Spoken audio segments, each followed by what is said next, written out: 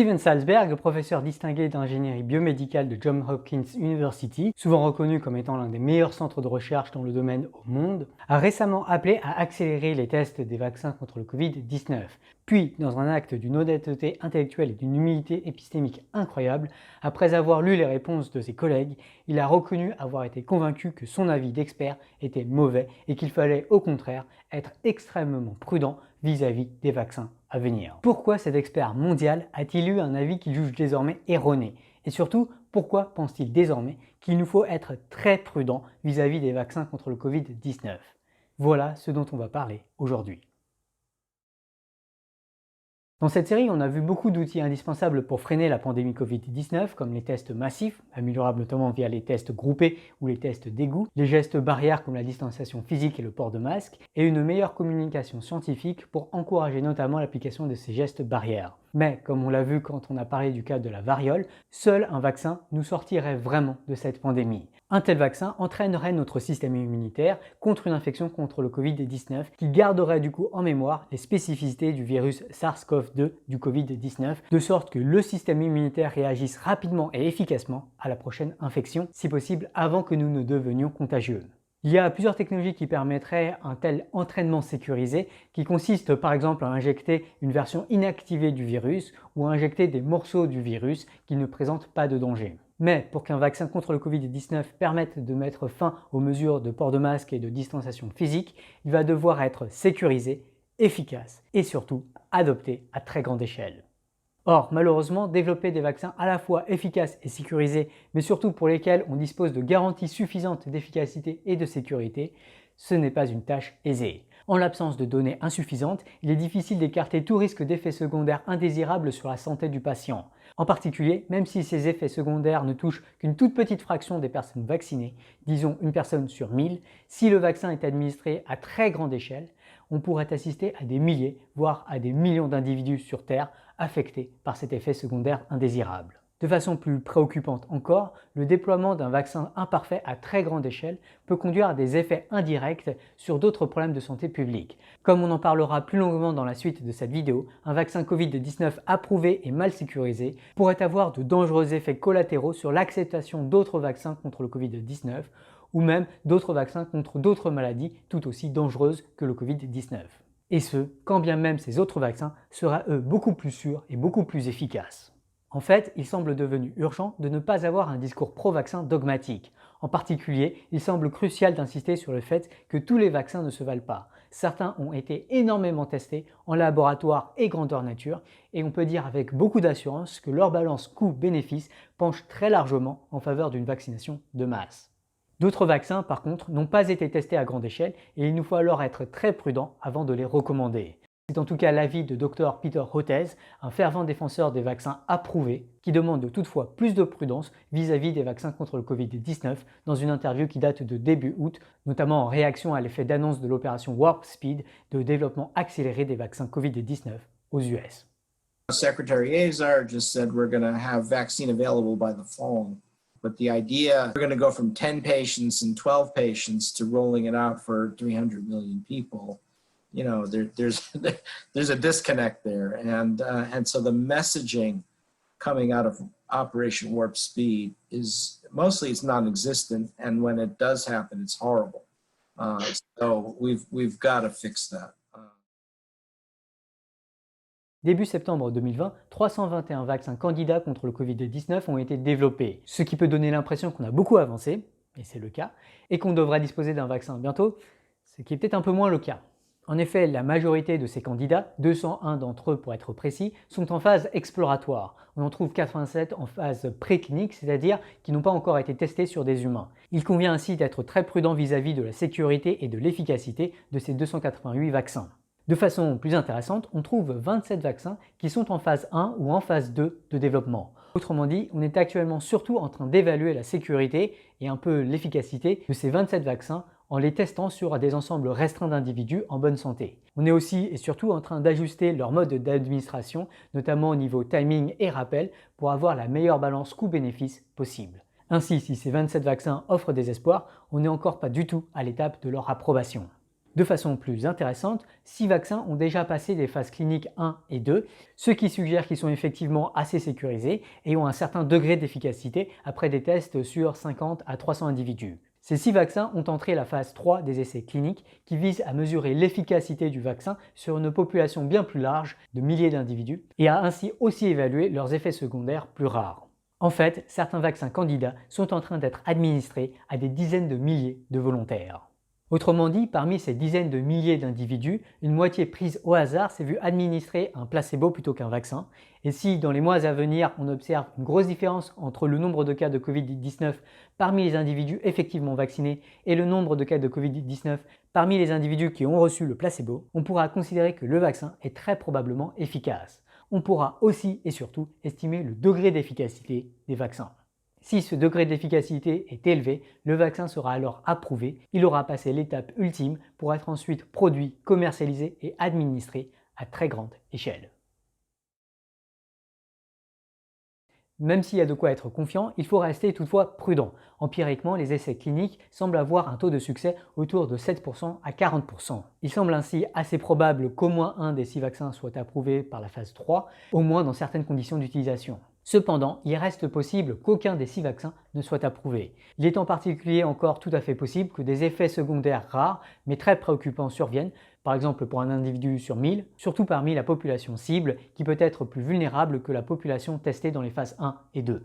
Il est aussi possible que l'efficacité du vaccin soit très différente entre la population cible et la population testée en phase 1 et 2. Par ailleurs, la phase 3 est généralement la phase clinique la plus longue. Il faudra peut-être plusieurs mois pour collecter suffisamment de données suffisamment fiables. D'autant que pour tester le vaccin, à moins d'en venir à des injections volontaires du virus appelées Human Challenge Studies dont l'éthique et l'efficacité sont controversées, il va falloir surtout étudier la santé des personnes vaccinées lorsqu'elles sont exposées au Covid-19. Alors malheureusement, la propagation actuelle du virus est très importante et elle est donc très préoccupante. Cette propagation dangereuse a un bon côté. Le rebond actuel du virus va permettre de collecter plus rapidement plus de données sur l'effet d'exposition au Covid-19 pour les personnes vaccinées. En particulier, on pourrait ainsi bientôt avoir des données sur l'efficacité des vaccins. Néanmoins, il faudra analyser méticuleusement ces données. En particulier, ces données ne nous donneront pas directement une mesure de l'efficacité des vaccins. Pour mesurer cette efficacité, et notamment ainsi comparer différents vaccins pour choisir le plus prometteur, il faudra sans doute combiner ces données avec des modèles épidémiologiques, surtout si les essais cliniques de phase 3 sont effectués dans des régions géographiques différentes, avec des prévalences du virus différents et des effets des gestes barrières différents.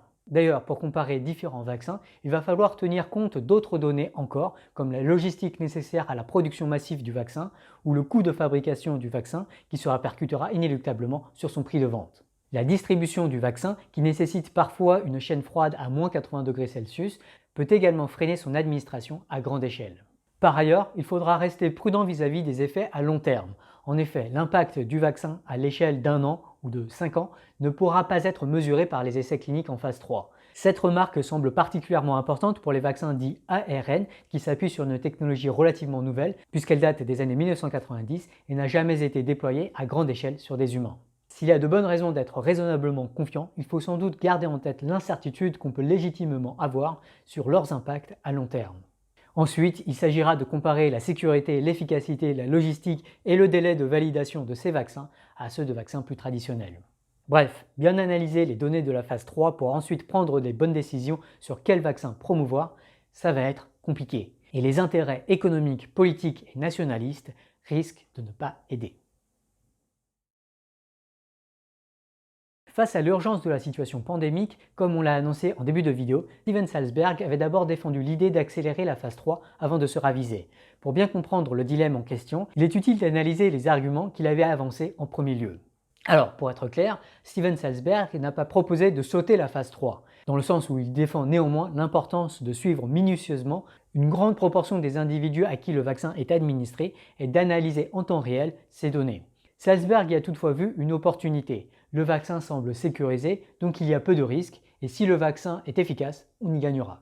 Mieux encore, Steven Salzberg y voit une opportunité pour accélérer la production massive des vaccins, qui sera sans doute un énorme goulot d'étranglement pour vacciner toute la population mondiale. Cependant, comme on l'a annoncé, Steven Salzberg a rétracté sa position initiale et défend désormais l'importance de la phase 3. Et il y a plusieurs raisons intéressantes à ce changement de position.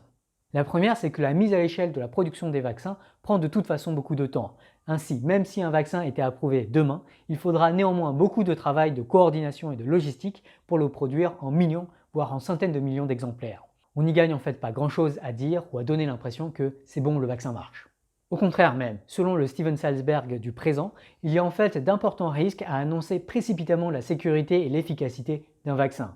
En particulier, on peut difficilement imaginer que la population aura la motivation de se vacciner à nouveau, même si on leur explique que le vaccin précédent était sécurisé mais pas assez efficace. Communiquer des propos comme « non mais ce vaccin-là, il marche », ça risque de provoquer beaucoup de confusion et d'entamer sérieusement la confiance parfois déjà limitée de la population. Pire encore, un vaccin peut tout à fait avoir passé les phases 1 et 2 et demeurer dangereux pour certaines sous-populations absentes des phases 1 et 2 ou pour une petite fraction de la population. En effet, si le vaccin a un effet secondaire préoccupant pour un individu sur 1000, alors il faut s'attendre à ce que cet effet ne soit pas observé lors de ces phases 1 et 2. Or, si 1 million d'individus sont maintenant vaccinés, alors 1000 personnes subiront l'effet secondaire potentiel. D'ailleurs, le chiffre de 1 sur 1000 est important à garder en tête car ce n'est pas si loin de l'ordre de grandeur du taux de fatalité du Covid-19. Ainsi, un traitement qui tue une personne sur 1000, c'est un traitement approximativement aussi dangereux que le Covid-19 lui-même. Or, détecter une telle mortalité d'un tel traitement nécessite des milliers de tests, et en particulier des tests pas uniquement sur des individus sains.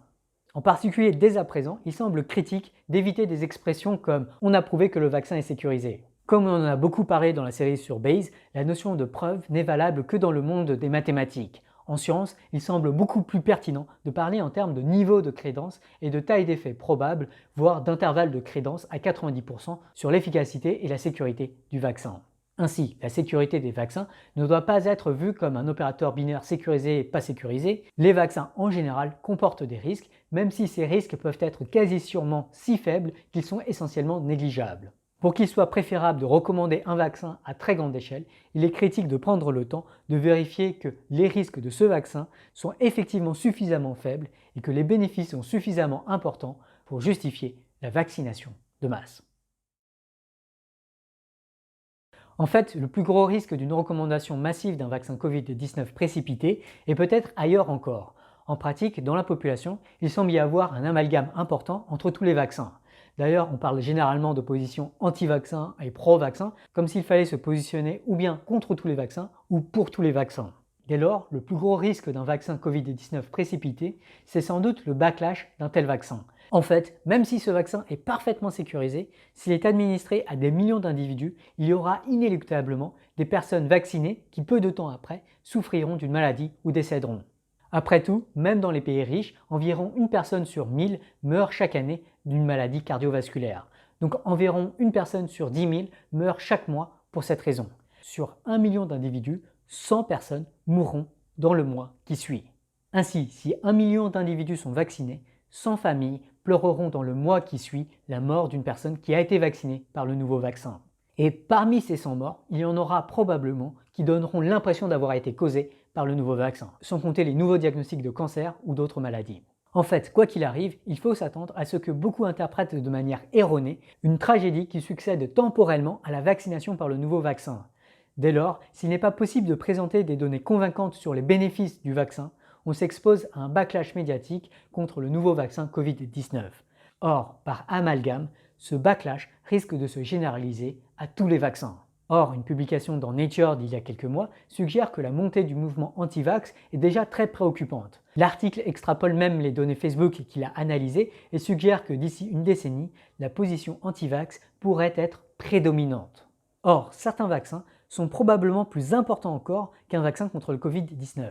Par exemple, le vaccin contre la rougeole, dont la sécurité est très importante puisque des effets secondaires préoccupants n'apparaissent que dans quelques cas parmi des millions, et dont l'efficacité est énorme, ce vaccin contre la rougeole est crucial puisque le R0 de la rougeole est entre 12 et 18, ce qui est beaucoup plus élevé que le R0 du Covid-19 estimé autour de 2,5. Dès lors, la couverture vaccinale est critique pour contenir la rougeole puisqu'elle doit être autour de 1-1 sur R0 qui est de l'ordre de 93% pour éviter des foyers épidémiques dévastateurs. Tout recul de cette couverture vaccinale est très dangereuse. C'est pour cela que le titre de cette vidéo insiste sur les effets secondaires d'un vaccin imparfait. même un vaccin sécurisé mais peu efficace contre le Covid-19 s'accompagnerait très certainement de dangereux effets secondaires, non pas tant au niveau biologique, mais surtout au niveau sociologique, ce qui pourrait entraîner ensuite des effets très préoccupants sur la santé mondiale. Pour ces raisons psychologiques et sociologiques, il semble préférable d'attendre des données plus convaincantes sur la sécurité et l'efficacité des vaccins contre le Covid-19 avant de recommander ces vaccins et les administrer à très grande échelle. Si la phase 3 montre qu'un certain vaccin Covid-19 est effectivement très sécurisé et très efficace, il sera crucial de le promouvoir à très grande échelle pour réduire drastiquement la propagation du Covid-19 et pour ainsi ne plus avoir à requérir au port de masque, aux gestes barrières et à la distanciation physique. Cependant, même là, il faudra sans doute rester vigilant et peut-être anticiper des risques d'incidents qui persistent néanmoins en s'appuyant notamment sur le cas de l'incident Cutter. Dans les années 1955, l'entreprise Cutter se chargea de la production massive de vaccins contre la polio. Cependant, bien que le vaccin conçu pour les essais cliniques était sécurisé et efficace, au moment d'industrialiser sa production, Cutter n'avait pas réussi à complètement désactiver le virus utilisé par le vaccin. Pire encore, personne ne s'en rendit compte immédiatement. 200 000 doses, en fait dangereuses, furent alors commercialisées avec l'approbation des agences de sécurité sanitaire, causant directement ou par contamination des dizaines de milliers de malades, des centaines de paralysies et 10 morts. Ce fut un scandale.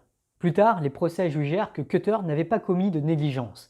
Cependant, Cutter fut poursuivi pour garantie implicite et dut dédommager les victimes. Enfin et surtout, une audience au Congrès conclut que les examens des laboratoires Cutter par les services de régulation pharmaceutique nationaux n'avaient pas été suffisamment minutieux. L'incident Cutter montre ainsi que la validation d'un vaccin Covid-19 n'est que l'une des étapes nécessaires à la sécurité des vaccins qui seront effectivement déployés. Il va être critique de faire en sorte que toutes les agences en charge de garantir la sécurité des vaccins produits et déployés à très grande échelle travaillent avec autant de rigueur et de moyens que possible. Et en particulier, il conviendra de veiller à ce qu'ils ne subissent pas de pression politique, par exemple au hasard des pressions politiques qui seraient motivées par des ambitions de réélection. Plus que jamais, la sécurité des vaccins semble devoir être une priorité. L'urgence sanitaire actuelle ne semble pas justifier de mettre la sécurité au second plan. Les vaccins contre le Covid-19 sont amenés à jouer un rôle critique pour lutter contre la pandémie Covid-19. La bonne nouvelle, c'est que la recherche sur ces vaccins est formidablement dynamique et prometteuse puisqu'elle a avancé à un rythme inédit et a produit plusieurs centaines de vaccins candidats. Cependant, la sécurité et l'efficacité de ces vaccins est loin d'être garantie a priori. Pour réduire l'incertitude sur la sécurité et l'efficacité des vaccins Covid-19, il est critique de prendre le temps de les tester sur des volontaires, de collecter énormément de données fiables et d'analyser méticuleusement ces données. Notamment parce qu'il semble y avoir des risques d'effets secondaires indésirables en cas d'approbation ou de recommandation trop hâtive de certains vaccins, non seulement dus au vaccin même, mais peut-être aussi et surtout sur l'image qu'ont les vaccins auprès du grand public. En particulier, un backlash d'un vaccin Covid-19 pourrait avoir des conséquences désastreuses, non seulement sur l'acceptation des vaccins Covid-19 alternatifs, mais peut-être aussi et surtout sur l'acceptation de nombreux autres vaccins beaucoup plus étudiés, sécurisés et efficaces qui protègent actuellement des milliards d'entre nous contre des maladies tout aussi horribles. En fait, plus que jamais, la bataille de l'information va être critique. Il va nous falloir promouvoir de l'information de qualité, fiable, nuancée et bienveillante pour maximiser nos chances de combattre efficacement la pandémie Covid-19.